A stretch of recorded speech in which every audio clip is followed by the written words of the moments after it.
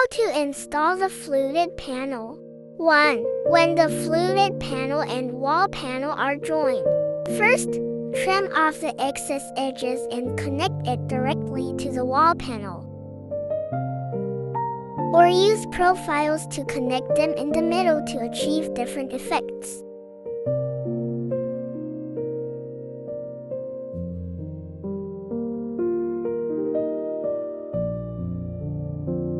Two, when the fluted panel encounters a corner, first, cut off the excess parts.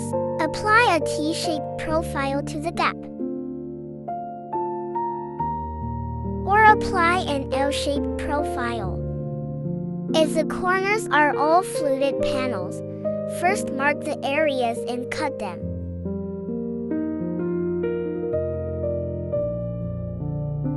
Then apply adhesive and attach them to the wall.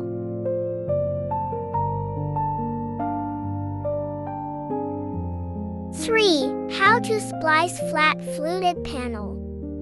First, apply glue to the area to be fastened. Then secure it with clips and splice them. 4. When the fluted panel meets a switch, first, cut a strip and piece it together like this to form a frame, and then install the switch.